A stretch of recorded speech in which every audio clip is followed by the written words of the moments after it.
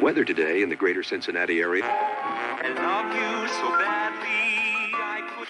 They're solid plastic, so don't settle for imitation. But the senator, while insisting he was not intoxicated, could not explain his nudity. Baby, if you've ever wondered whatever became of me. I'm living on the air in Cincinnati,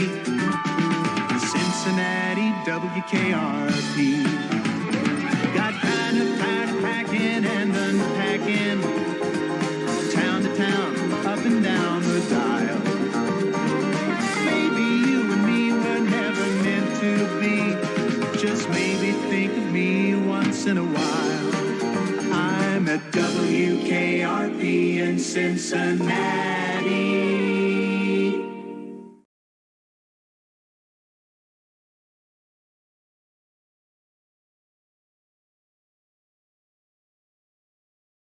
And I'm still talking. There we go.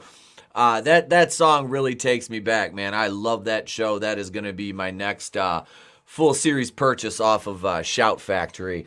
Good morning. Can you guys hear me now? Gap, can you hear me? I know I was yakking and my mic was muted. But yeah, thank you, everybody. Am I coming through now? I can't hear myself in the headset, so let me know in the chat if you can hear me now. Okay. Cool. I just want to make sure. I forgot I had it muted. I don't know why, but yeah. WKRP in Cincinnati, which, yeah.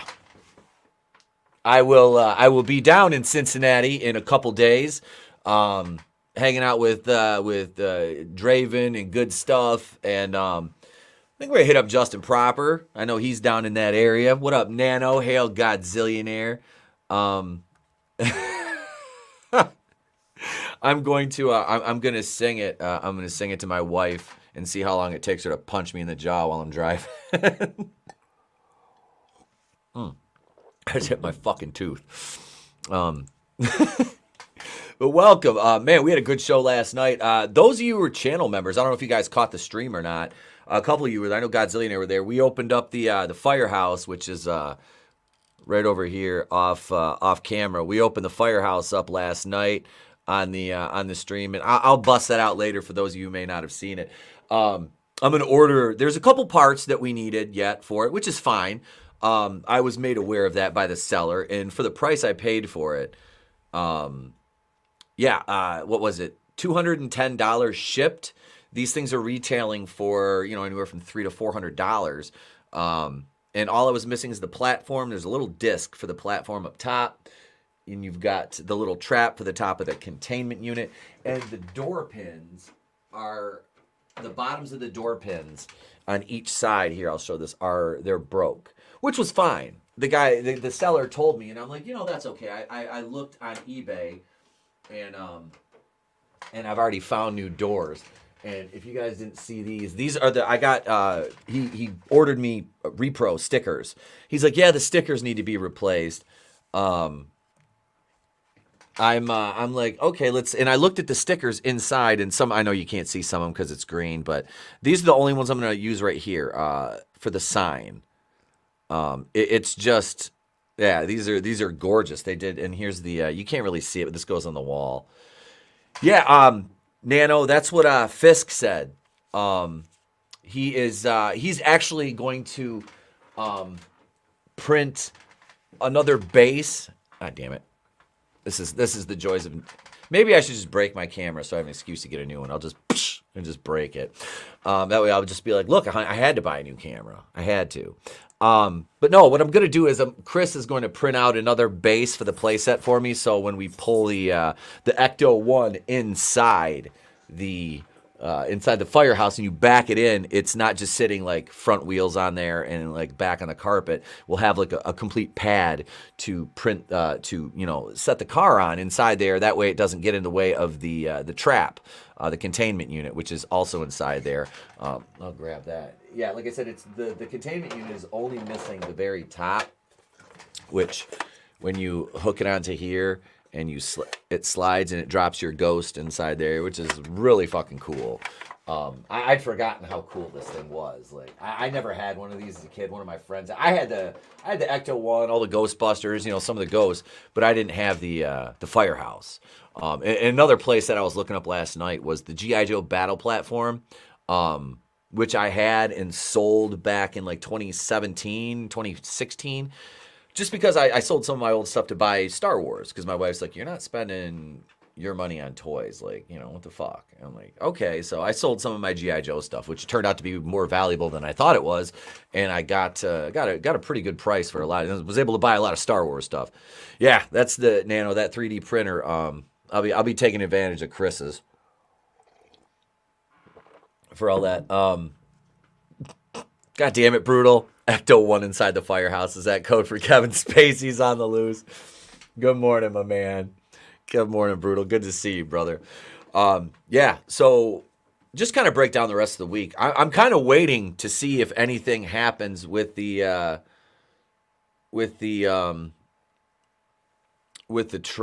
Trump thing this morning too, while we're streaming. If anything happens, I haven't really looked yet. I imagined if it was if it had already went down, it would have been all over Twitter. But I haven't seen anything yet, so I don't know. But, I mean, let's be honest. This thing's a whole dog and pony show anyway. Gap, let's see. How about in Etep, the place to be reviews playset, complete with wrestling, booby traps, and other assorted adventures. Now, that would be fucking cool. That would be cool. I would like that if somebody could build that. Nano, what'd Nano say? Remember those toys from the late 80s and early 90s that were a little smaller than Micro Machines, had 3 packs of military equipment? I have a couple of those.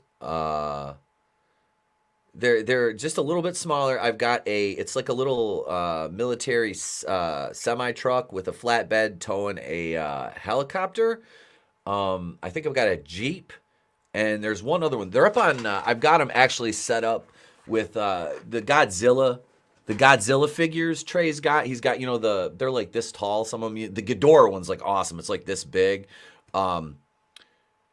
They come with like little cityscapes with the little helicopters from the Godzilla movies and shit. So I've got the little military vehicles and a few other micro machines set up on his dresser around those. He kind of dug it, so I put those there. I can't think of the name of them. We'll have to look. We'll look it up, Nano. You mean if the Alphabet guys do something within the crowd? Yes, the glowies. There's going to be glowies in that fucking crowd. There is. There's no. It's like those people I saw on Twitter yesterday that were out supposedly demonstrating for Trump in New York. They're out there wearing Trump gear, Trump signs, and they're wearing masks in public. It's like, those ain't Trump supporters. I'm sorry. There's no Trump supporter that's going to be outside with a couple people they know protesting wearing a fucking mask, a COVID mask. It's not going to happen. No, that's not happening. Hail Nerium, the mighty Mandarin.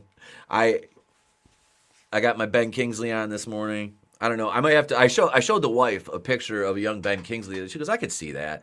I'm like, this is much better to take than some of the other comparisons. And I'll show the video. Super fan. I was doing the Gollum impression last night a lot. Like, I'd never done my Gollum and Smeagol like on the air before, and I busted it out on Draven stream. Then I did it repeatedly last night, so my voice is a little bit hoarse this morning.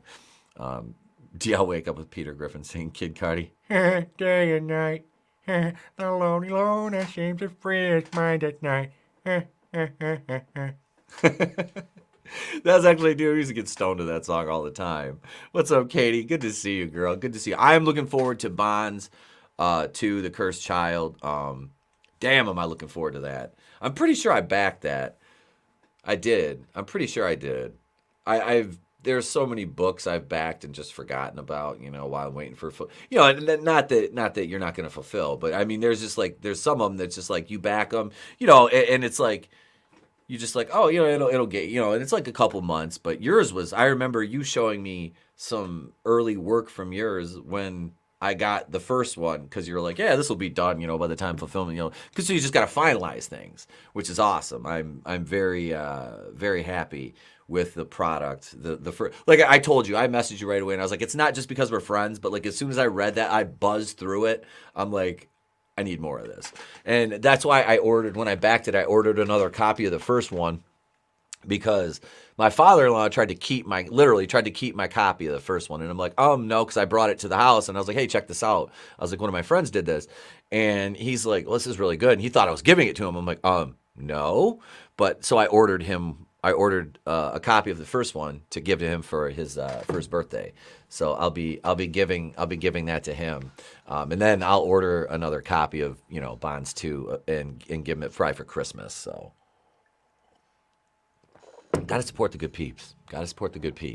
And I miss you in red. I have to say I do. I miss you in red. Megaforce. You looked at Megaforce. Yeah, they were just little tiny ones, but yeah, they were cool as fuck. I actually think the 3 that I have, I might have gotten on like a birthday cake. Like my mom might have put them on one of my birthday cakes when I was a kid or something like that. But I do believe that's what it was. Hail Midnight's Oblivion. Nerium says, after the campaign, we're printing soon, my friend, soon. Oh,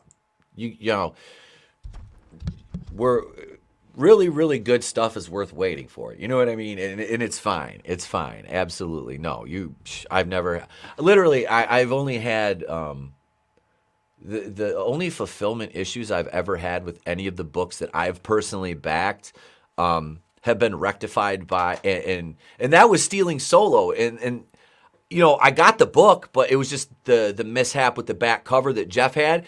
And for his first campaign, Jeff handled that like an OG.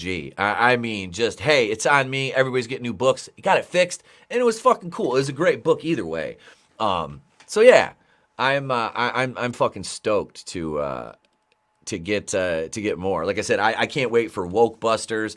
I got that coming. I got Bonds 2, The Cursed Child. I think I got Six Gun Gorilla by Brian Christgau. I backed that one.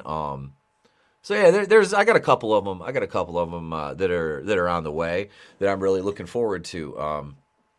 And this weekend, I'm not gonna. I don't know. We'll see, because I'm going to I'll film some stuff tomorrow. Because no morning show tomorrow. I'll be at the planetarium with my son's school tomorrow. Nice being part of the staff, so I get to go on the field trips that most of the parents don't get to go on. So yeah, teaching there part-time has its advantages. So yeah, I'm going to the planetarium tomorrow, and they're like, oh, well, you're going to chaperone, you can just ride with us. I'm like, no, Etep's going to drive, because on the way home, we'll be stopping at, let's see, where's it at? I'll give him a shout out on the air again, because he's listened a couple times since I shopped there the first time. TNT Toys and Collectibles, located in the Midland Mall near Target.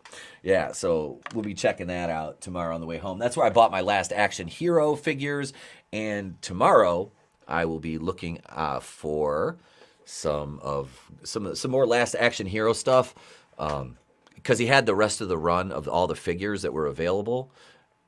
So I'm gonna try to scoop those. I mean, they're like $25 a piece. So I mean, if I gotta buy another 6 of them, whatever. I'm not gonna sweat it. I want them. You know what I mean? Like at this point, I'm 42. I'm not gonna deprive myself of something if I want it, within reason.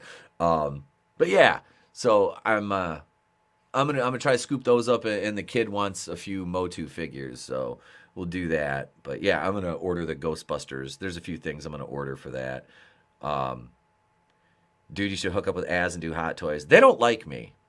None of those channels like me. I don't know. It's fine. I'm resigned to that. I like Az though. Az is one of the few channels that I really, really liked his Batwoman reviews. And I watch him and Thrias Unlimited and Disparu.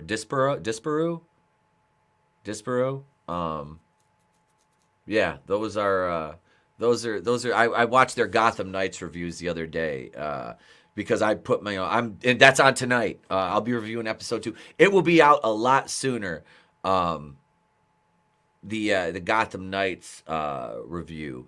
I should have that out by because I'm leaving for Detroit Thursday, so I'll have that out by Thursday afternoon because I got the whole day Thursday I gotta do laundry and pack and shit like that. So, but yeah, I'll have that, dude. As would if his MILF manner. I see. I know you mentioned that to me now. I still ain't never seen a lick of that show. I've never seen his reviews on it either.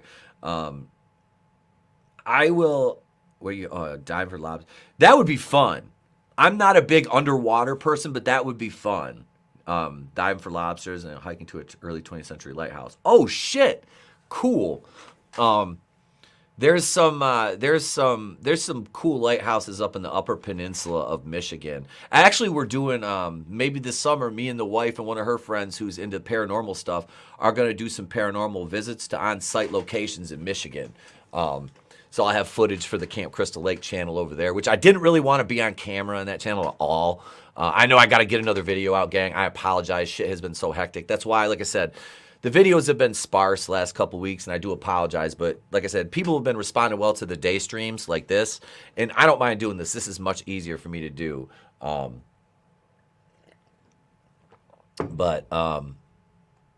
Yeah, I'll try hitting Az up, man.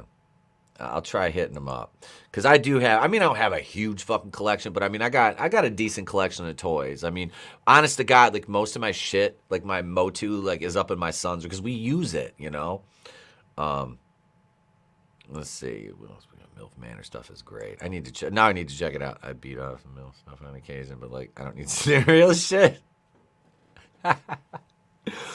If you want a vacation paranormal, have you been to New Orleans before? I haven't, and I need to. And it bums me out because my younger sister went to Tulane and got her master's there, lived there for fucking 8 years, and I never got to go down there and visit. And I was really bummed. I really should have. Well, hello there. Hey, Horny Alf, what's going on? Oh, and I have some topics too, gang. I'm not just going to ramble, even though I seem to be good at it. But what I do have here is I got these. You can get these from Teespring, right? Or you can get them right from the source. I got some fresh merch here available. This will be available exclusive Horror Hound this weekend, folks, right here. The new Wakui and Order t-shirts. Got a dozen of them printed up yesterday. So... Yeah. That's we got a sack of these. We'll be selling down at Horror Hound. If you want one, I'll ship it to you. They're $15 plus shipping, which would be a couple bones. Because I'll just throw it in an envelope for you, ball it up, throw it in an envelope, and they come with a kazoo and a trading card too. Do you have a white paint pin to sign? I could get one. Yeah, I can snag one of those. Most of my toys go boom or over 100 miles. Oh, speaking of which, man, my old man's picking up Boss 351 Mustang out in Fresno. He's building right now. He's got the engine and everything for it. It's he's going out there to pick up the car this week. So that'll be another one that'll be in my toy box in a few years, Nano. I'm gonna inherit a car collection. Like I bought the one from him that I really wanted, which is the big body Oldsmobile, and then I'll get that 66 Fairlane and this 71 Mustang.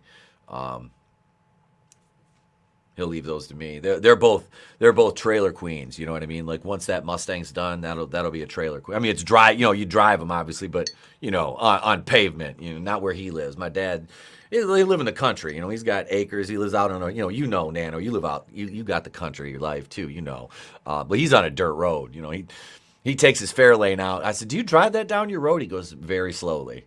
He goes, "I idle. Let's see. What do we got? Your gift to gab is as good as the FNT guys. No idea why they don't like you. Hey, you know, half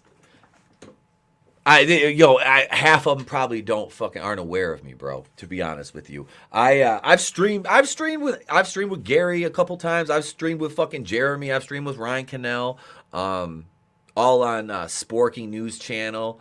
Mostly, I think Gary was on Walton's channel once, like a year or so ago. We were on there on like a Tuesday, and it was back when they used to do TR4, Rogue 4. But yeah, and I had reached out because we were talking off air, and he was like, yeah, nobody, like none of the smaller channels ever invite me on. He goes, I'd love to come on some small, and so I hit him up, and I just never heard back, and I'm like, whatever, no big deal.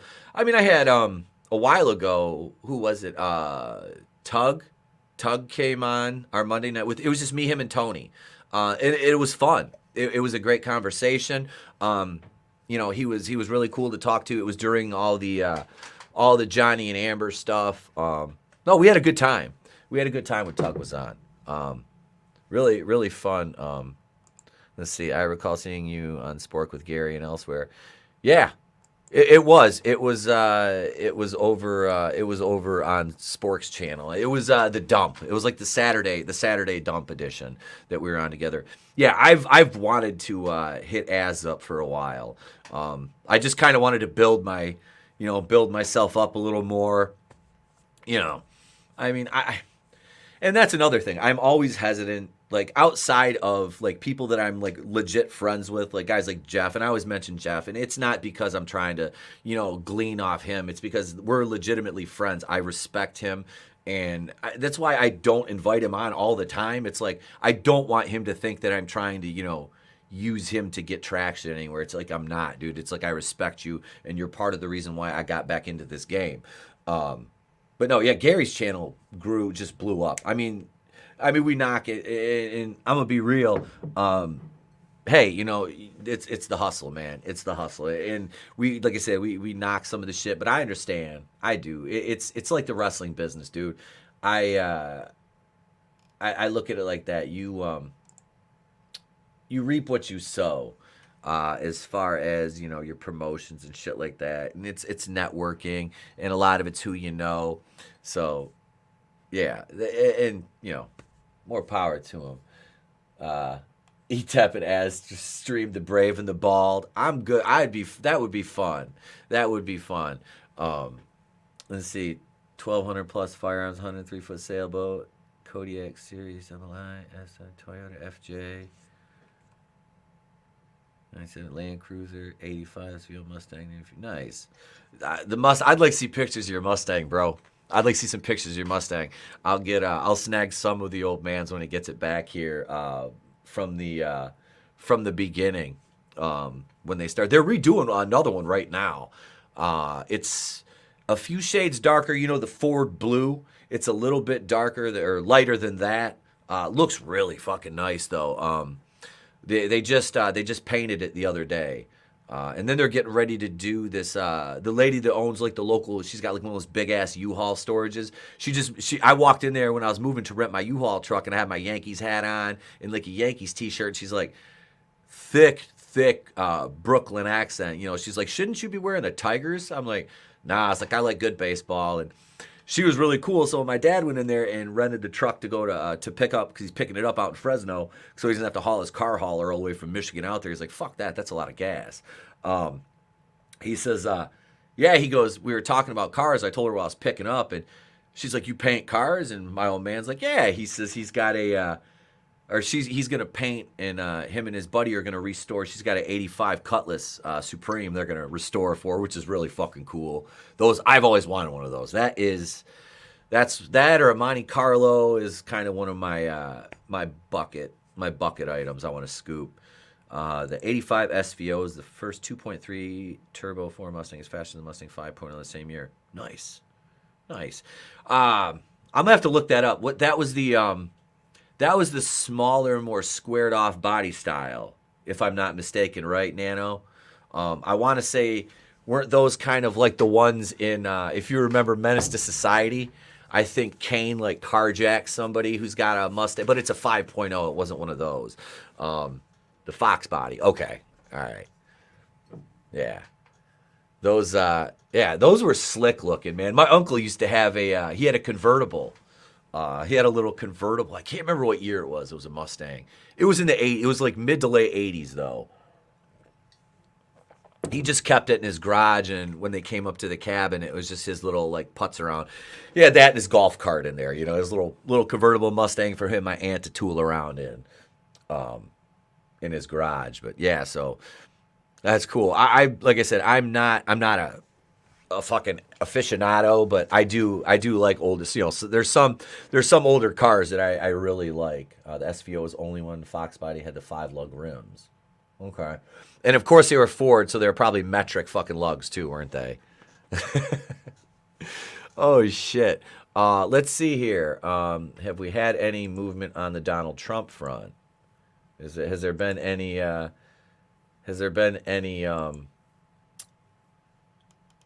Let's see. Oh, Blue Beetle's trending. What do we got going on over here? Is anybody else like excited to see that still? I mean, I understand like after Shazam, like, and I think that movie is getting a lot of undue hate. It's a good movie. I think a lot of it, Zachary Levi is being punished for, number one, for his questioning the Poke, and number two, obviously, well, people don't think it's going to go anywhere, but this is the thing. Zachary Levi is friends with Peter Safran, so there's a very real possibility that he's one of the few people at DC that could keep his job. You know, I don't know. Let's see. Blue Beetle. Watch Bruno Marquez and Solo. How does he pronounce his name? Is that Zolo? XOLO? Is that how he pronounces his name? I want to say it's last name would be is it Maraduena? Maraduena? I don't know. I think people are kind of done with DC now. Yeah. I mean, really. It's not. Yeah, it's not anything. Yeah, there's really nothing huge. I mean, I hope the Flash bombs now. I really do. 68 Mustang with a, ooh, nice. Just saw no indictment till next week. Okay, all right. Thank you, Nano. Yeah, that they don't have anything. That's the thing, man. Let's be honest. Like I said, I know I don't talk politics, but I mean this shit's kind of forced my hand of late. They got nothing. This is even Michael Avenatti, who hated Donald Trump. I mean that was Stormy Daniels. He was the creepy prawn lawyer. He said this is frivolous. They got nothing. I mean this is coming from the same people who made up a fucking dossier. These are those people, these lying son of a bitches. But yeah, so let's see here. I got a picture here I want to show you guys. Man, I'm really hoping that this. I'll still go see it. I will still go see Blue Beetle. I give zero fucks about the Flash or what's the other one? Aquaman 2. Like I care less about Aquaman 2. I don't give a damn. Like I care less. Fuck Jason Momoa. Jason Momoa's already checked out of that part. I mean, he's already looking forward to Lobo, which I mean, he looks way more Lobo. I mean, let's face it, Arthur Miller was always a blonde dude. Or as I was called this morning, a clear person. I'm like, I'm not clear. I'm light skinned, but I'm not clear. Plus, it's winter. I don't get much sun in the winter up here. But we're going to take a break real quick because this is what I was recording before the show because I wanted to show this morning because I love me some WKRP in Cincinnati. So if you've never seen the turkey drop, enjoy. This is Les Nessman, your man on the scene here at the Pinedale Shopping Center where the excitement is mounting. We're here to witness the big WKRP Turkey Thanksgiving giveaway. Hey, you got permission to be out here? What? You're blocking my store here, buddy. Don't you know who I am? Huh? I'm Les Nessman. I won the Buckeye News Hawk Award last year. Good for you, Buckeye. Now get out of my doorway. I'm sorry. Creep. So far, so good, huh? I'm here with hundreds of people who have gathered to witness what has been described as perhaps the greatest turkey event in Thanksgiving Day history. All we know for sure is That in a very few moments, there are going to be a lot of happy people out here. Now, the crowd is The crowd is curious, but well behaved. And I think I hear something now.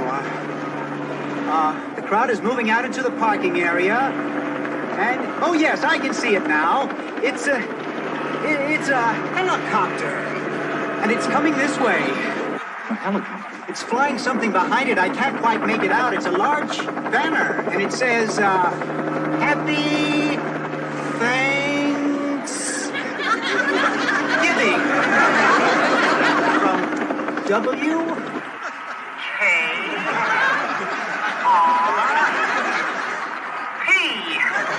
What a sight, ladies and gentlemen, what a sight. The copter seems to be circling the parking area now. I guess it's looking for a place to land. No, something just came out of the back of the helicopter. It's a dark object. Perhaps a skydiver plummeting to the earth from only 2,000 feet into the air. Second to the third. There's no parachutes yet. Can't be skydivers. I can't tell just yet what they are, but... Oh, my God, they're turkeys! Oh, Johnny, can you get this? Oh, they're crashing to the earth right in front of our eyes! One just went through the windshield of a parked car! Johnny, this is terrible. The cars Running around, pushing each other. Oh, my goodness. Oh, the humanity. People are running about. The turkeys are hitting the ground like sacks of wet cement. Folks, I don't know how much longer the crowd is running for their lives. I think I'm going to step inside. I can't stay out here and watch this any longer. No, I can't go in there. Children are searching for their mothers, and not since the Hindenburg tragedy has there been anything like this. I don't know how much longer I can hold my position here, Johnny. The crowd... Les, are you there? Les isn't there. Thanks for that on-the-spot report, Les. For those of you who just tuned in, the Pinedale shopping mall has just been bombed with live turkey. Film at 11.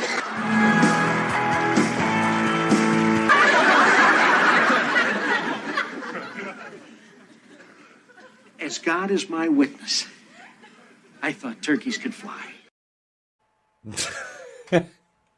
There you have it, folks. The classic WKRP in Cincinnati Thanksgiving turkey drop. I love that. Oh, the humanity! If I had a nickel for every time I said that in my life. Oh, God. Yeah, let's drop 30-pound turkeys out of a chopper. That sounds like a stellar idea. Well, it was. It's like, catch this turkey. Catch this turkey. Catch this citizen. And we wonder why Harambe left us. We wonder why Harambe left. Oh, wait, never mind. We don't wonder that. We know why. Oh, man. Let's talk a little bit. I had a couple topics. And yeah, Gap, I want an 82 Trans Am, aka Knight Rider. I do. That's what I will buy, one of those. Like I said, I'm kind of offhandedly just toying around. I've seen a couple of them out there, and it's like, I need to buy one of these. My wife's like, no, you don't. And I'm building a new garage this summer, so it's like, I'll have room, and I can store my Oldsmobile is like up on a hoist right now, and there's a Mustang underneath it. So it's like I can store it there because I'm going to bring the Olds here once the garage is built, and I have another place to keep the Jeeps and stuff. But yeah, I'll. The wife is like, I don't care. I can leave my vehicle outside. I'm getting ready to get rid of hers and get a truck. So, wait, Godzillionaire, what did you say? Hang on, I want to go back to Nano's comment real quick. He says, could have been worse. It could have been emus. That'll take out a truck. I saw some douche with a black Tesla with a KIT license plate. Yeah, that's not KIT. That's not KIT at all. That's not even cool. Like, I don't know. I don't like Teslas. I don't like the look of them. I don't know. I can't drive a car though. Like regularly, like everyday driver, I couldn't drive a car every day. Like I can't. After driving trucks and shit like that, I can't. So, no. Like I said, the car would be like, every now and then pull her out of the garage and take her for a spin kind of thing. The kid saw it the other day for the first time. He's like, can you take me to school then? I'm like, yep. It's still got a cassette player in it shit. So We get to listen to cassettes. I'm not gonna like do anything to the radio either. I don't want to. I want to leave it the way it is. You know, part of me was like, put a touch screen in it and put some subwoofers and an amp in it and a big alternator. And then the other part of me is like, you're 42. Don't do that. Don't ever do that. You don't need that. Yeah. Teslas are automotive veganism or iPhone circa 2006. I like that analogy. I really do. I like that. That's funny. Automotive veganism. Yeah, I used to look at the what was it? What were those stupid fuck. I lost my train of thought. Those little what was mini like I don't know, the Mini Coopers to me. That was a car that was like it was a fad. I mean, when we had one of those in, we took one in on trade. And I was like, what the fuck? Nobody around here is going to buy this. Like, we sold trucks and vans and a lot of Hellcats. That was basically what we sold, you know. It was kind of a niche. And Jeeps. The Jeep Wranglers were always a big fucking seller. But those things hold their residual value. So do the Grand Cherokees. It's like, I got a Grand Cherokee. It's like, I don't care what the residual value is. I'm getting rid of it in 2 years anyway. I wish a tree would fall on the fucker just so I could go get a new truck. Without the guilt of my wife bitching, going, you just got this a year ago. And then we're getting rid of hers. But that's only because I'm looking at campers now. 1977 big block Trans Am swapped with an LSX black and gold tan interior, a.k.a. Trigger from Smoking the Bandit. Comes the Urge to Carry. Cores, original from Texarkana, Atlanta. Our buyer for our auto group has like 50 or 60 cars. He's been collecting for years. I mean, he's 55 and he's got his own business, you know, now. He's been collecting for 30 some years. He has one of those exact fucking car from the movie. I got to sit in it. It was fucking beautiful. I mean, he's had this car since he was a teenager and he fully restored it. It sits in his fucking showroom on like a white tiled section of the floor. I mean, it is just, this car is fucking pristine. Every night he covers it up. God, it's fucking beautiful. I mean, he's got a collection. The guy that I worked for that owned the auto group, we got to go down to his toy box the first time I went to the corporate store, which is our GMC Cadillac dealership. And he's got his toy box there. Now, he's got military style, like Mercedes trucks. He's got like 2 or 3 of those old big Blazers. He's got a freaking Maybach. He's got a Bentley. He's got a Rolls Royce in there. I mean, it's like I sat in the Rolls. I'm like, I got butterfly the doors, pop the hoods, fucking, you know, get in them and shit. I mean, it was fun. I was more interested in like the old what are those? The big body like CK Blazers or K. You know what I'm talking about? The big body ones from like the 80s. They were like basically like a Ford Bronco, but a Chevy. What up, Draven? Hail, sir. Yeah, the Smoking Abandoned car is sick. Let's see, not as badass as a smart car. Oh yeah, I always said that, man. Those things are just fucking death traps. You get in an accident, one of those. People are like, no, they have good crash test ratings. I'm like, yeah, fuck that. I don't want to test that theory. Hellcat at least wrecked once. Yep. Oh yeah, dude. People get the red key. You know what I mean? A normie does not need all that horsepower. They're gonna fucking wreck it. You know. K5 Blazer. Thank you. Yeah, them things are fucking slick. I always wanted one of those. Either one of those or a Bronco. My neighbor up the road's got a what is it? It's a 90. It's the early 90s full size Bronco he's restoring. It's a fucking nice looking one. It's like red with the white top and the stripes down the side. Yeah, it's pretty slick. I was like, man, yeah. I was talking to him and his old lady are working on it. This is pretty fucking cool. I shouldn't have a fast car because I have a Dart and go 100 with it. Dude, the Darts, like when we sold, holy fuck, did they have recalls? They had the whole wiring harness would go out in those things, and it was like a fucking, like about a $5,000 fucking fix. Yeah, I looked at motorcycles, Draven. My wife's like, go ahead, get one. I'll put some more life insurance on you. I've never ridden one in my life. I'm like, I should get a Harley. She's like, are you having a midlife crisis? No. I told her, I was like, the least thing you'll have to worry about me is like ever buying like any kind of convertible. I'm like, no, unless it was like an old one, you know what I mean? Like something like that, but like not like a new, I don't know. I don't like convertibles. I don't like them. I wanted to take a look at this article though. I saw this morning. Gen Zers are now polyworking because holding down just one job doesn't pay enough to give them the flexibility they want.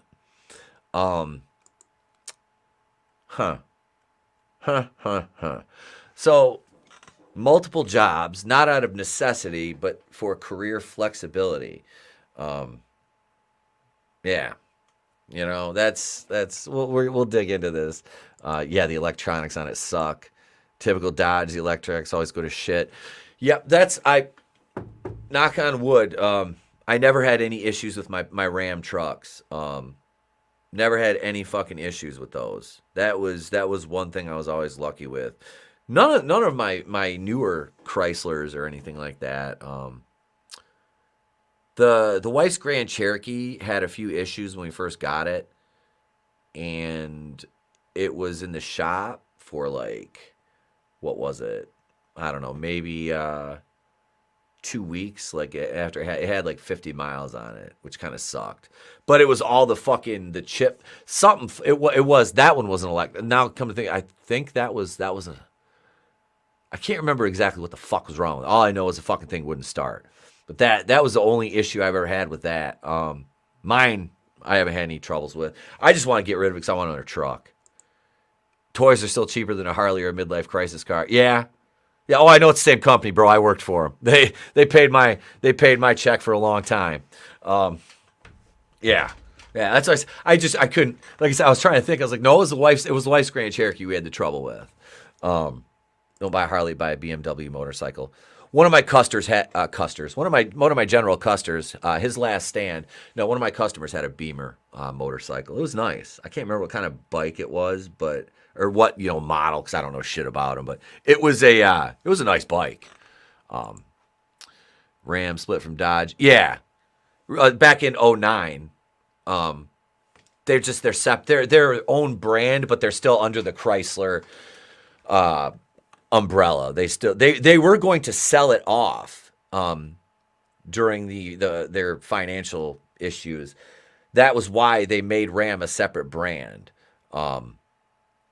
But they were able to reorganize things, and they just kept them. It's just you have your Dodges, Chryslers, and then your Jeeps, and then Ram is its own thing. The only thing they do is trucks. Well, now they do the vans, but. Yeah, they were owned by the Italians when I worked there. It was Fiat. Fiat owned Chrysler while I worked for them. Gen Zers are a strange lot. Yeah, I didn't know they were bought by the French. I'm glad I don't work for them anymore now, to be honest with you. I got out at the right time. It was kind of starting its big downhill slide, when I got out. So let's take a look at this article, though. Oh, Jesus Christ. Really? I was able to read this on my phone, and now I can't. Anyway, the article basically talks about how they are... Fiat got bought by a French automotive group. So the French conquered the Italians. Okay. All right. Boy, is that a cruel twist of fate. Gap says, I do not like the new Ford Broncos. They look ugly. Yeah. That's not a Bronco. That's not a Bronco. Just like the Chevy Blazers, that's not a Chevy Blazer. Like, now the old, either the mid 80s, the big, like the K5s, like Nano said, name that style for me, thank you.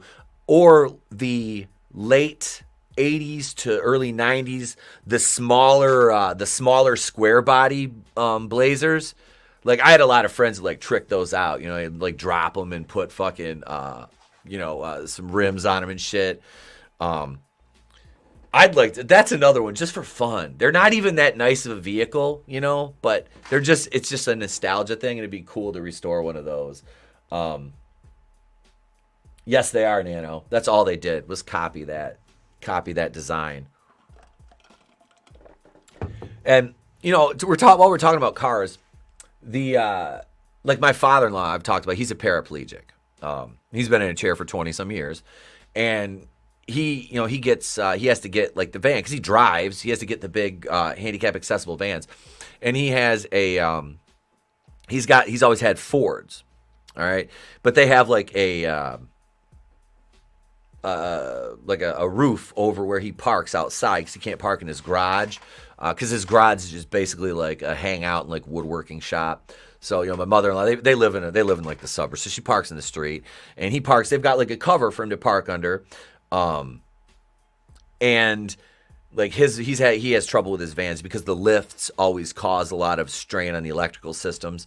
So he has a lot of issues with that. And with them not manufacturing the normal, like old school vans anymore, and them going to all these high roof ones, he's had such a problem like getting his vans replaced. It's kind of a bitch. Because they all have these high fucking roofs on them now, and he can't fit it underneath his parking area. So it's like he's had to buy a couple of used ones, and there's still nothing but fucking trouble with him. Good morning, Tina Bojan. Good morning. And he can't do a minivan because they haul a bunch of stuff in it, when they come up north. So it's like he's like, I'm kind of screwed. But let's see. Wait. The new Bronco is far more capable off-road than the old ones. We used to go off-road. My buddy had one. He had an old 85 one. We'd take the top off and go off-roading in that thing. The new transit vans are almost all high roof. Yeah. Yep. They are. And like I said, that really, it's a hindrance for him. And I feel bad. It's like he can't park it under his fucking his parking area if he got one, but it's like, so he's got this one now is like it's a couple of years old, but and though it's not like those things are fucking cheap either. I mean, those are like because I had to upfit a Dodge Grand Caravan, and like you have to order those specifically, the mobility group, because it has the big like area in the floor.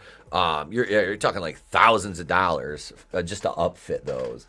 You can order Transit with a low roof line. They just want to sell them like that because they're lower trim level. Yeah. Yep. I know he's been looking into that. That's what he said. He goes, I'm going to have to special order one, for the next one I get. But yeah. So yeah, the Gen Zers are typically working, this article said earlier when I read it, 1 to 3 jobs, but it leaves them feeling more stressed out and unfulfilled and more tired. I'm like, well, you're working 3 jobs, and well, it's because, it's a lot of them won't, they got ridiculous. What they don't say is they got ridiculous degrees that aren't applicable in the real world. I'm sorry, but your degree in, lesbian dance study does not translate into a career in IT, or anything like that. It's absolutely ridiculous. Yeah, those are the people that, like I said, you get a liberal arts degree and you're wondering why nobody wants to hire you. I buy enough Fords, know them in and out. Yeah. As I say, that's you ever since we've been I know you're a Ford guy. Are those 2 jobs Starbucks and Sephora? Mostly. Yeah, those lesbian dance theory classes, like I said, you're paying how much per credit hour, and no real world applicability, Tina. That's the caveat to those. Yeah, this, like I said, I don't want to like poke fun at an entire generation because that's a misgeneralization, because it's easy to make a blanket statement like that just for the sake of it without looking into the nuance. And the majority that we're seeing the reports from, though, those are the ones, it's always not the majority, but it's always the ones that are the worst of both extremes that we hear the most out of, you know, or the worst and the best, however you want to look at it, glass half full, half empty. Because they make the most noise, you know, and that's what they want to make $150K straight out of college because they watched some girl on TikTok go, this is my day at Google. I show up to work at 9 o'clock and then I go get a massage because I'm so stressed out from riding the subway to work or taking Uber. So then I went and grabbed a glass of Cristal and had an avocado toast and played ping pong. And then we went to a wine tasting and it's like, what the fuck? When do you work? Like, when do you work? They have 3 jobs because they want the income of someone that's worked the same company for 20 years. Yeah, they're not willing to put the time in for advancements like that. You're absolutely right. They want to make, yep. No, it's not work. Mm-hmm. Oh, that's not real work at all. Like, I'm sorry. Like, there's a lot of like actual work that goes into being like in tech, but like the way these companies are portrayed, it's like no wonder they have like financial issues because you're how much money are you spending on all these amenities that, I mean, and these people say they're stressed out from this kind of work, and it's like, I've laid sod in 110-degree weather and poured concrete and hauled blocks and bricks. Yeah, don't tell me that what you do is work. You know what I mean? Like, yeah, I have the luxury of not having to do that now, but I did it long enough to fucking appreciate the kind of life I have now, which is fairly decent. You know, and devoid of that unless I want to do it like a project and my own, you know, hey, it's like I have no problem firing up a chainsaw and fucking cutting a tree down or, you know, changing my own oil. I just don't do it because it's not convenient for me to do it. You know, they don't. Nano says those aren't the people that actually work in tech. Those are the sluts in HR and the TI departments in marketing. Yes. But they say I work in tech because they work for that company. And then they portray it as such. And yeah, they're the Nimrods. Like you said, HR, like, whew, the HR people now are just evil. Like, they are just fucking evil. Yeah, see, firing up the chainsaw, grabbing a hockey mask, terrorizing some teenagers. You'll probably get a video of that this summer. It'll be like, this is like me. It will be like me in like basketball shorts, flip flops, and a tank top out in the middle of the woods, like cutting up a fucking tree, drinking a beer. That's how I'll wear the hockey mask just for fun. I absolutely will. Yeah, the tech people don't have time for wine at work. No, they don't. They're too busy innovating things. They can't. Same being the skinny guy who's not too far to climb up the back of that asphalt dump truck, scrape the last down. It has its advantages. Yep. Hey, I create training for the sluts in HR payroll.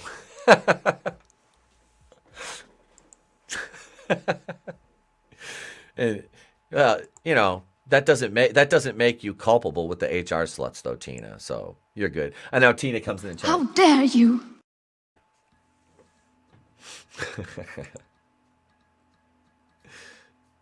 I love it. Hang on. What did Nano say? Hey, wait, also the tech people aren't the people getting laid off. No, it's all these extraneous employees who are just a drain on the bottom line that don't do anything. Like, oh, we have a safety and trust department of 100 employees. How much you paying them on average? You know, they're probably all making like 80 to 100. Get the fuck out of here. Get them out of here. Do you know how much money that is? They're worthless. Like, those people are fucking worthless. You can't, like, trust and safety, like, that's that's fancy talk for go fuck yourself, pal. Damn. Yeah. Oh, wait, what's this? Revenue sharing on... Yeah, I have to go back and get rid of some of these claims. I've just been too lazy. I've just been too fucking lazy. Like, Saturday night's main event, I had to trim out, like... I'm still trimming out segments. There was like 7 or 8, I think. I do not keep meaning for those streams to go 3 hours, but... I mean, let's face it, Saturday night is the only night I really get twisted up on the air anymore. So it happens. What did Tina say? We hired a cultural anthropologist, still trying to understand her job. We're not the smartest guys on earth, but I don't know what a cultural anthropologist does. Holy shit! A cultural anthropologist.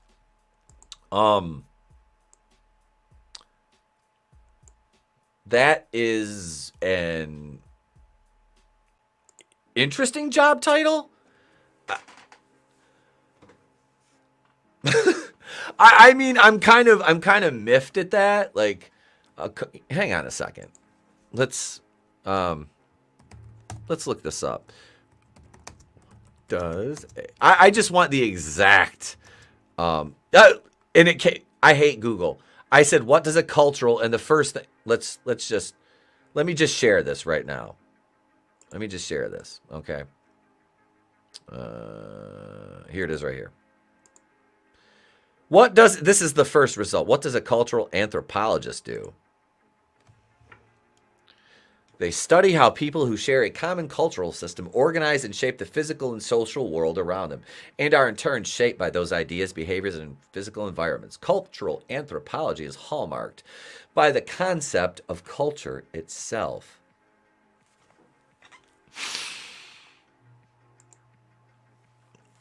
Oh my God. Oh my God.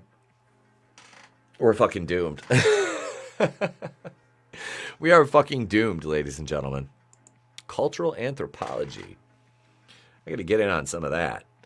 Nano says, you mean the people that spent the years 2016 to 2021 suffering from TDS only had one job because of the Trump economy? Maybe they shouldn't have bitched so hard. All of that right there. All of that right there, sir. If you can't figure out what your job is from the title, you should be a little more worried now. Yep. So another job that goes away in the event of recession. Yes. Yeah, Tina, that's like, can we get you to document a day in the life of her? Like, just like follow her around or get her to wear a GoPro and let's see the footage. I really will redact documents and block out. But I mean, this is interesting. Does she go to the wine bar and get avocado toast first thing when she gets to work and then like go play like some Pong with, I don't know. That's fucking insane though. Cultural anthropology, like so niche that I don't know. Exactly. Got that degree in cultural anthropology, but ended up working at Rita's Ice or some shit. Yeah. See, that Nano. That sounds like a job that you'd end up selling feet pics in the event of a recession. Better take those extra ducats and get make sure that pedicure game's on point in the event that job goes under. Here I am, deep in the cubicle jungle, looking for the elusive cultural anthem. Here I am, crikey, deep in the cubicle jungle, looking for the elusive cultural anthropologist. Oh, maybe I could do a Gollum to that one. That's Smeagol and Gollum, Smeagol. We've got a degree in cultural anthropology. We perform some very, very important task. No, we don't. We're just stupid. We sits around and does nothing but make up what we does.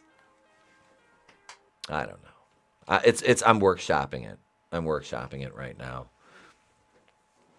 No, you're not. You're stupid. You can't think of a better joke. That wasn't very nice. I figured I'll just live with the voices inside my head now that have been residing there. Like, I had never done that on a stream before last night, I don't think. I've never done the fucking Gollum voice before, but I did. I decided to, and now I may be regretting my decision. I don't know. Did you guys happen to see? I'm gonna buy one of these bracelets. I swear to God, I keep seeing these fucking ads pop up on the side of this goddamn. But let's go over to our good friends over at Bounding Into Comics. Shout out to John Trent and the gang over at Bounding. They're doing the Lord's work over there. Let's be honest. These guys are the heroes we deserve because they're not a garbage tier media outlet. They're good peeps, man. I like Bounding. I've streamed with, I think it was Spencer McCooley, and one of the other cats from over there. What was his name?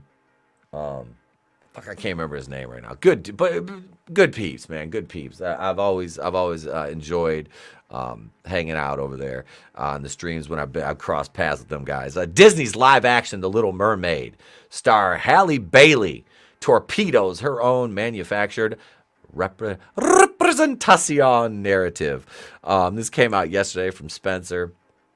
The last culture that actually did their job was seen interviewing the cannibal tribe in the South American jungle 8 months ago. Oh yeah, they're never. They were lunch, probably breakfast the next morning. Yeah, this in yet another Schadenfreude laced example of celebrity accidentally torpedoing the facade of Hollywood's focus on identity politics. A recently resurfaced interview has revealed that despite her film's entire marketing campaign relying on the narrative, Disney's upcoming live-action The Little Mermaid remake star Halle Bailey had no trouble connecting with the characters who shared none of her own superficial traits. You know, should this really surprise anybody? To the surprise of no one who has paid even the slightest bit of attention to Disney's political failings in the recent years, the concept of representation has become a core tenet of the company's operations, having allowed them to both disingenuously milk given demographics for money and attention with low-quality products, as well as head off any criticisms the public may level towards them for doing so. Yeah, they've really made good on that, haven't they? You know, just making these things out as deflectionary tactics. Hey, how dare you insult this movie? You're a bigot. Oh my God.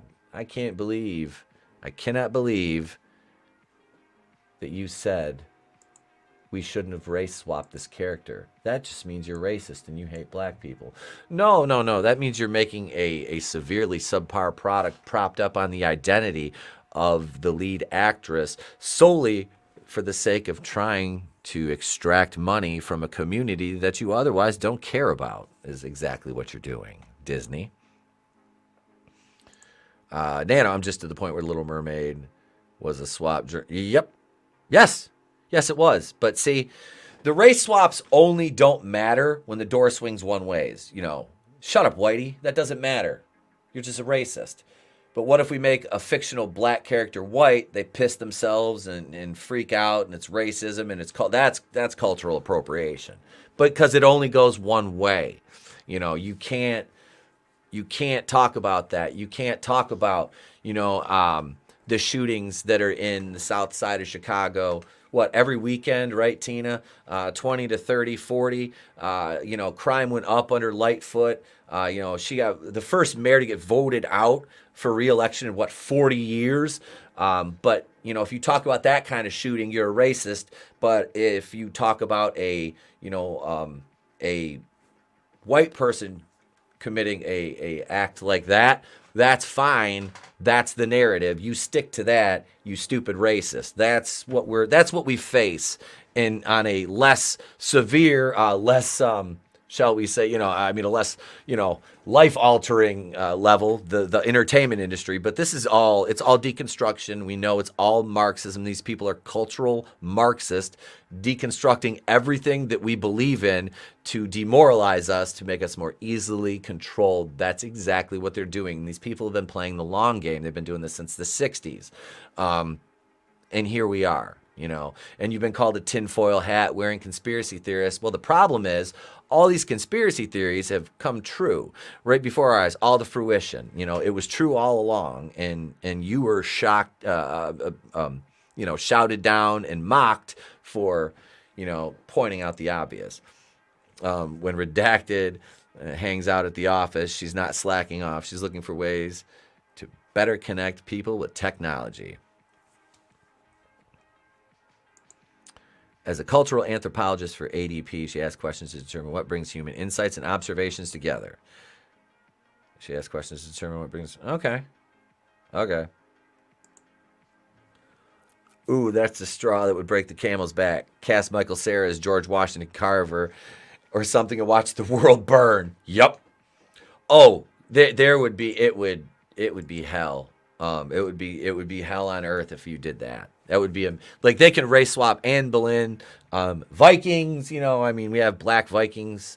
We have, you know, I mean, it's just it's to the point of literal parody now. And just to prove that, I'll show you guys something in a little bit here, if I don't forget. But they don't call those gang events mass shootings because it would change the statistics too much and show minorities as this big offense. Well, you know, I mean, it's the what is it? It's the 1350, the 1356, you know, thing. I mean, people, oh, that's racist. I can't believe you said that. I'm like, it's not a lie though. Those are CDC crime and FBI crime statistics.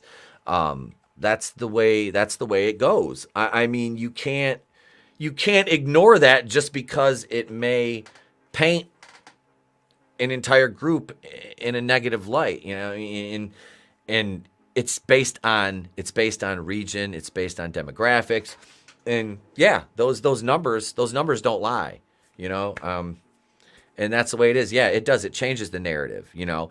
That's I always laugh when I comment on articles like that. I get, okay, school shooter. It's like, you people are fucking ridiculous. Like, you look in the face of a fact and you say, well, that's not the truth. Why? Because I don't like it.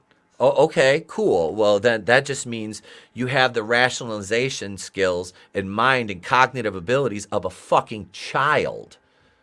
Congratulations.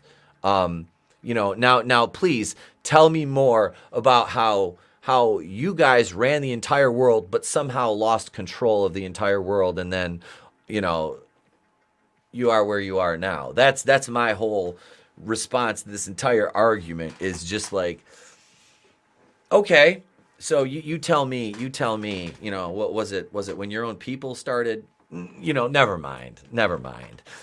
We know where that goes, and that rabbit hole is deep, and it's filled with all kinds of unfun truths that, you know, a lot of these folks don't want to look at. They don't want to face down the facts, and, you know, that's the caveat. Only school I ever lit up with a 30mm cannon was being used by a bunch of insurgents as an arms bunker. Yep. Yeah. And I bet you that looked incredible. How many rounds per minute does one of those put through it, Nano? I mean, Jesus Christ. That probably tore that place to fucking bits in a matter of seconds. About one pass? And you had that place down to the ground. And with everything in there, I bet you it was a pretty fireworks show. Let's go on a little bit here. As such, few were surprised to find this representation rhetoric, which essentially claims that viewers are unable to connect or empathize with a given character unless they share the same immutable characteristics, such as gender, sexuality, skin color, being deployed full force in the promotion of The Little Mermaid.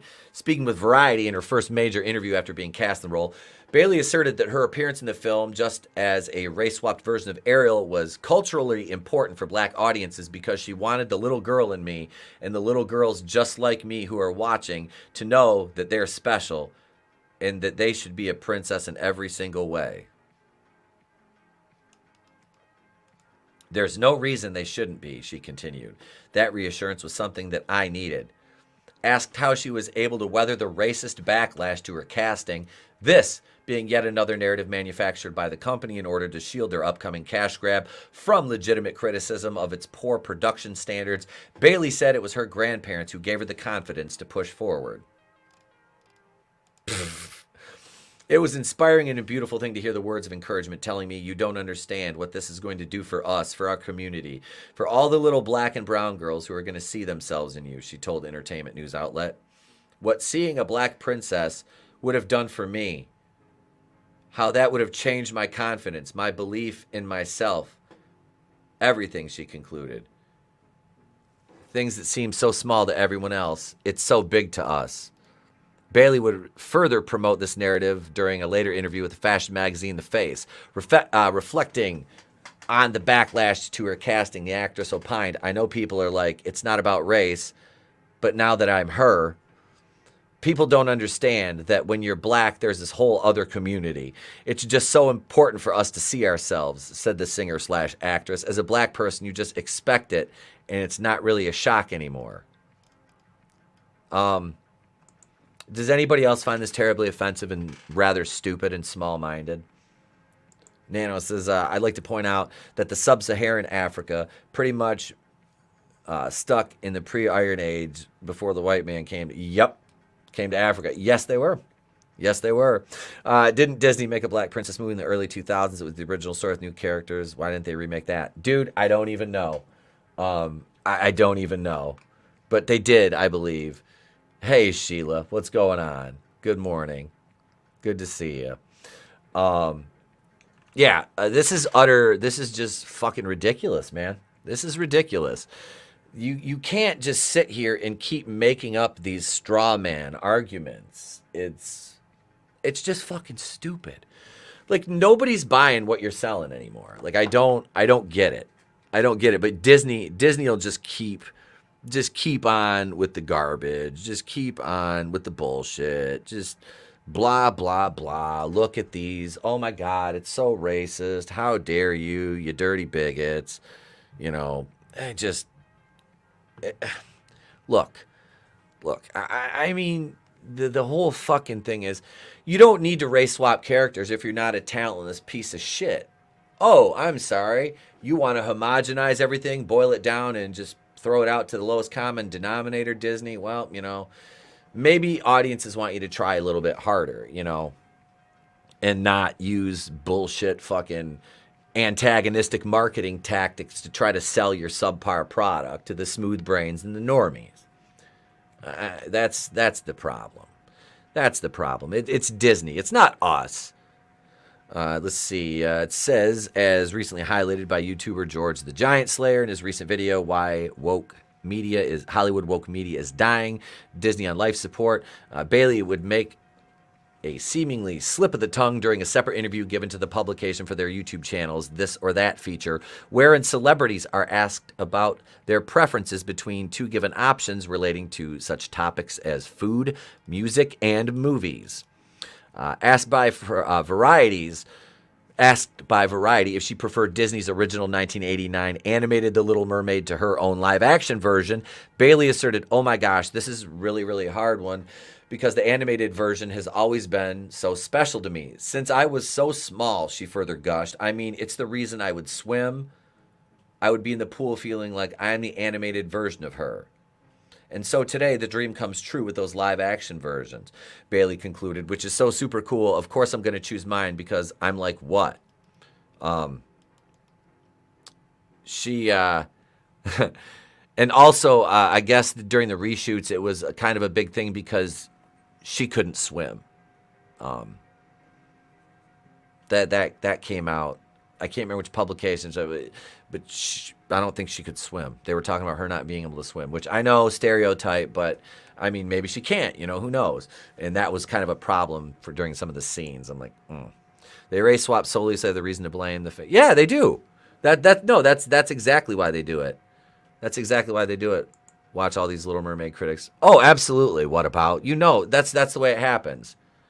That's the way it happens. It is stereotypical. But I mean, if the actors can't, you know, I mean, that's they talked about that in it was a couple articles I saw. I'm like, all right, so, but yeah, she says, explained by George the Giant Slayer in his analysis, there, in her own words, she had almost a profound connection to The Little Mermaid. So that means the movie and the magic in it worked. It drew her in, concludes the YouTuber. She didn't have to see herself. She understood it. She loved it. So that means no changes are necessary. Yeah. I mean, that's pretty much right.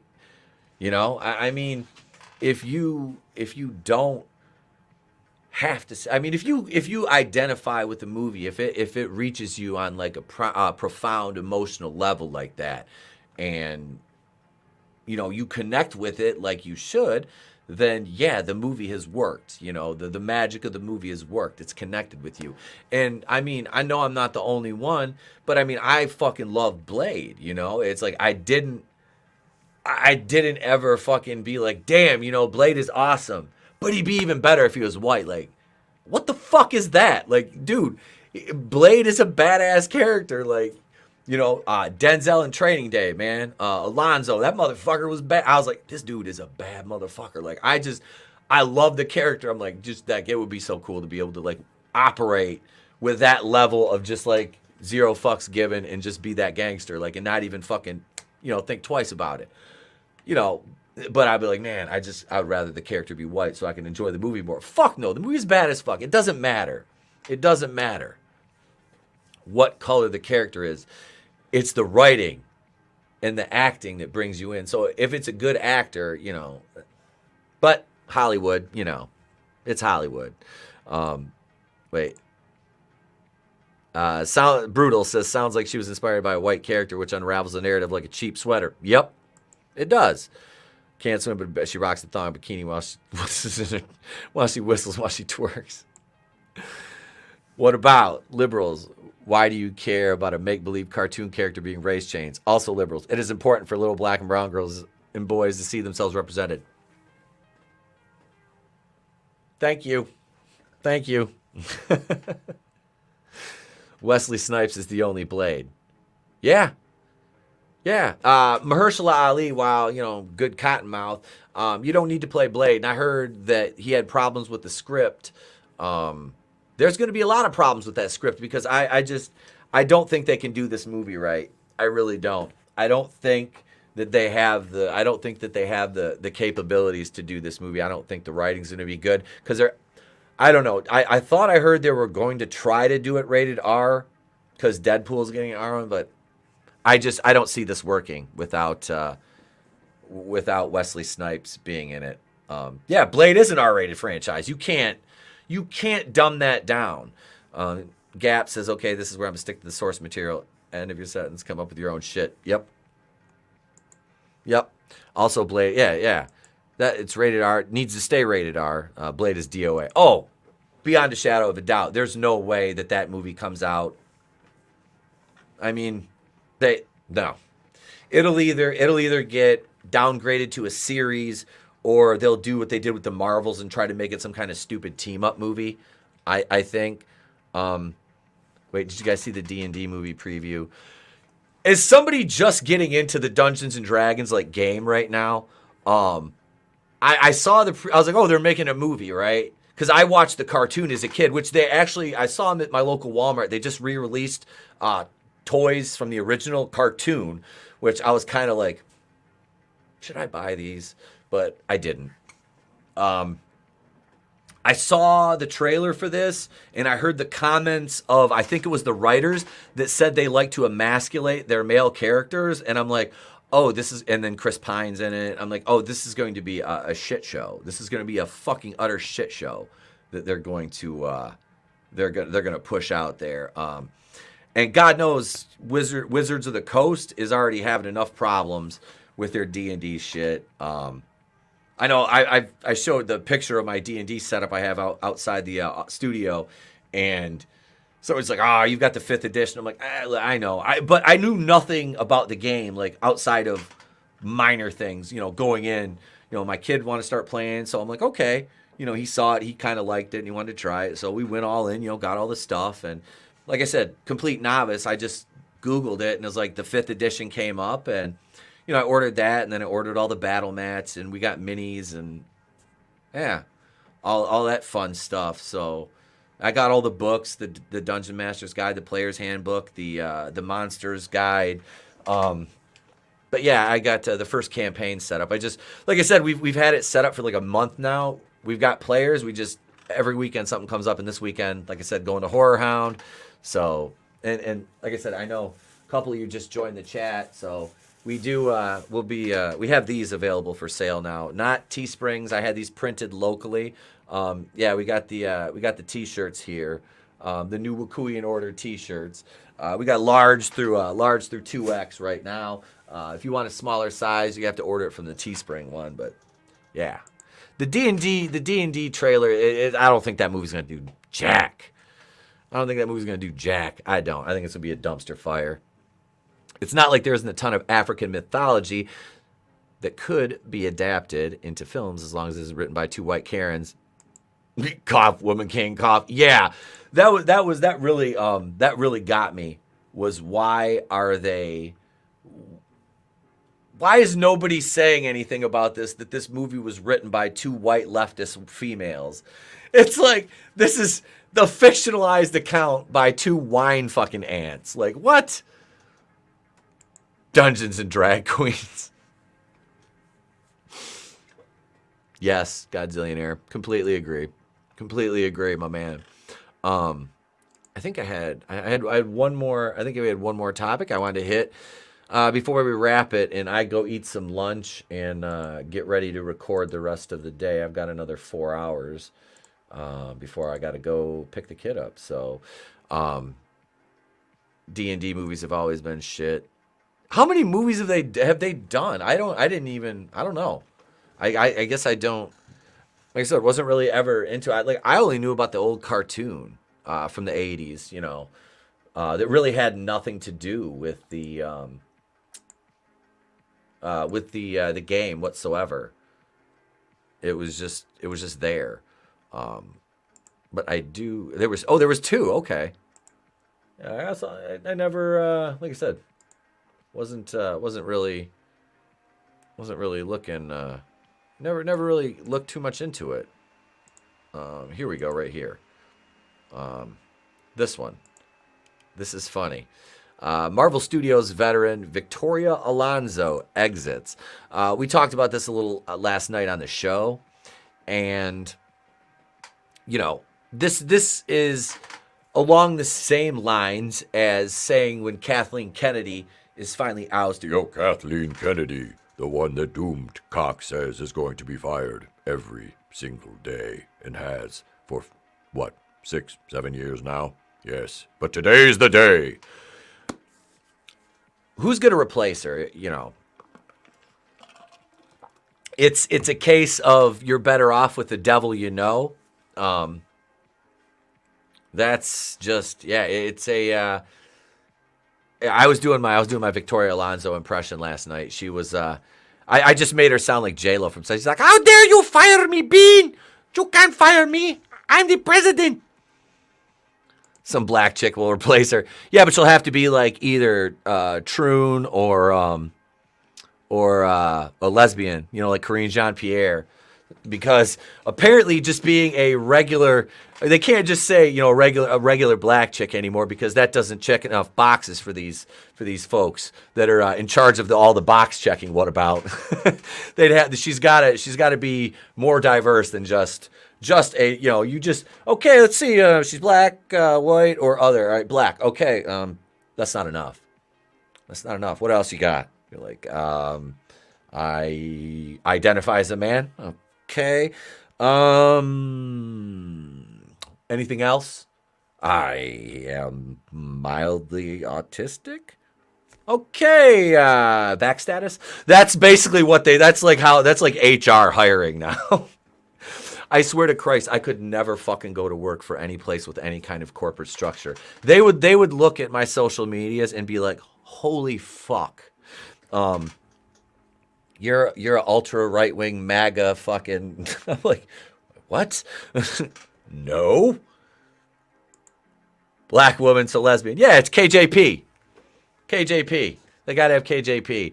And did anybody else see that memeology video with her like completely shitting on? And she has been going back and forth with that. The guy I think he's an African reporter. And she has been just like brutalizing this guy, like never fucking calls on. And he finally just got pissed. It was like the Ted Lasso crew was in there in the briefing room. And he just kept going at people like, you're being and of course, who stands up to shout this black guy down who's an actual, like, the guy's an African reporter, a fucking white dude. I'm just like,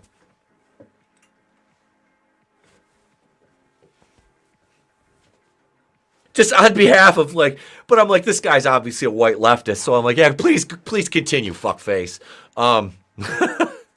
But as a white person, you're just like, dude, shut up. Like, do you realize what you're doing right now? You do realize how stupid you look, right? We just want to make sure you know. We just want to make sure you know that on behalf of the rest of us, we denounce you because you're a fucking moron. And go be overly apologetic for something you have nothing to do with somewhere else, cuck. Please. I'm sure there's some black Hebrew Israelites that would let you shine their shoes, somewhere. So go ahead and do that. Jesus. That is, as somebody with my background, that is another one I'm just like, okay. Can we please stop? Vicky probably didn't look Latina enough for them, so she got fired, right? Just saying that the X-Men shouldn't be the X-Men. They should be the X-People, right? Because that's way more inclusive now. Not knowing anything about the team, says she. Yeah. I just, God. What did, I can't remember. Somebody made a reference to her looking like somebody with a wig on last night. So, of course, our good friend Parrot Head, I'll show you this meme he made. And I can't respond to him yet because my regular Twitter profile, which was completely like kicked off the platform, they had like made it to where it was completely looked like it was gone, is able to be accessed again for now. But I can't. I still can't. Was it Parrot Head that sent me that? It wasn't Parrot Head. Shit. Damn it. Somebody made a meme of me as Victoria Alonso. Oh, it was the Time Prophet. That's who it was. It was Time Prophet. Here it is. And he did one of of CJP too. Hang on. Let's see. That's the wrong button, doofus. I saw that link you sent, Nano. Here we go, right here. This is the new.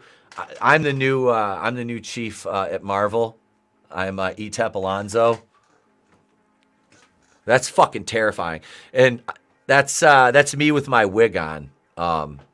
Last night, if you were watching the stream when I did my Victoria Alonso impression, I put the wig on. So that's why I have a prop box. Folks. I'm not afraid to humiliate myself on camera for some. I won't Gavin McGinnis. I mean, thankfully, I'm just gonna say this right now. If your dick is that small, Gavin, the last thing you want to do is take it out on camera, bud. Holy shit, wigger. Oh, that is an early '90s term. Right there, I remember. But entirely different meaning in this case. The way Disney's hemorrhaging money, I'm not surprised a lot of the useless people will get fired to save the company. Absolutely. Poor Gavin. And I never really hated him. I just think he's like kind of a douche, even before that. Vicky, Pete Alonso, Etep, Miranda Santos, did Jesus come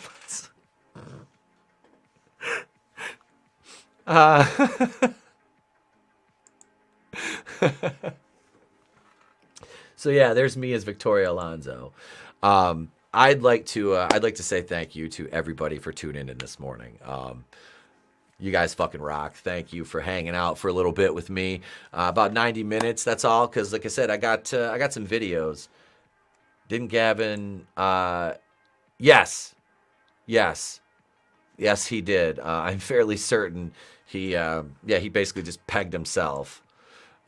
I hope in the name of all it's manly, Gavin should keep his shit zipped or spend fit. Yeah.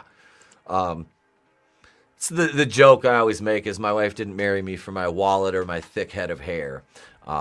It was the fact that I'm 6'3" and I can reach stuff on the top shelf. Yeah. Thank you. Let's see. Gap. What about Nano? Sheila. Godzillionaire was okay. I've been trying. I'll lean forward. I'm not putting I went the whole day without my glasses. I'm not going to do it now because I've been leaning them forward. But Brutal Morning Wood. Thank you. Tina Bojan. She's here. We got the ladies. See, we got a female representation. I actually looked at the analytics, and the female audience is up to like 5%. So Good job, ladies. Good job. We've upped our female audience to 5%. So we'll take those as little victories. Maybe someday we'll pass the Bechdel test here, but I doubt it. AngelousDraven was here earlier. Let's see. Horny Alf, Midnight's Oblivion.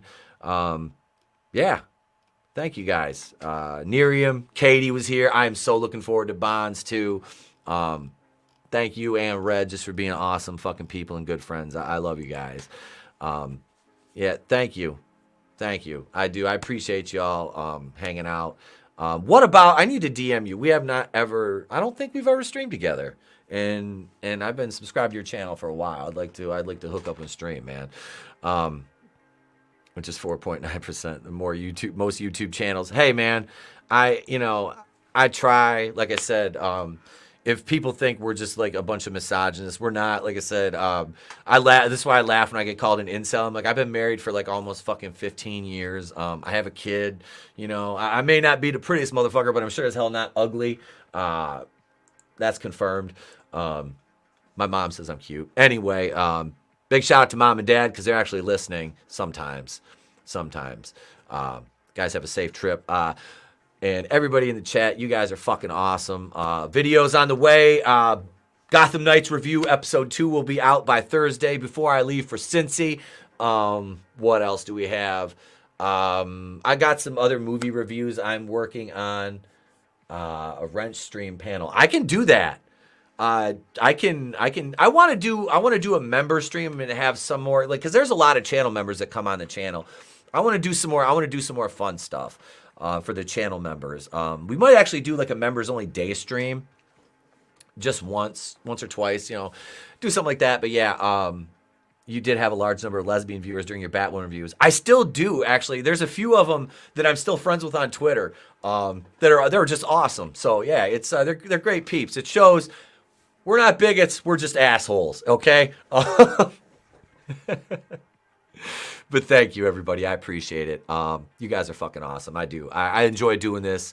And like I said, I don't care that, how many people watch the fucking shit as much as I might joke about it.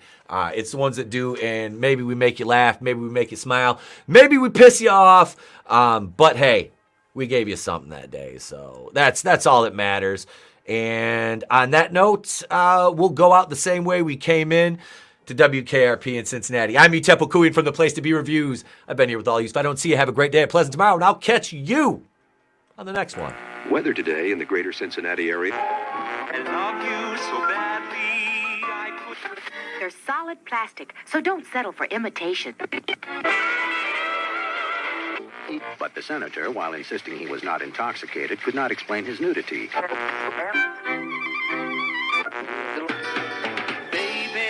If you've ever wondered whatever became of me, I'm living on the air in Cincinnati, WKRP. Got kind of tired of packing and unpacking, town to town, up and down the dial. Maybe you and me were never meant to be. Just maybe think of me once in a while. I'm at WKRP in Cincinnati.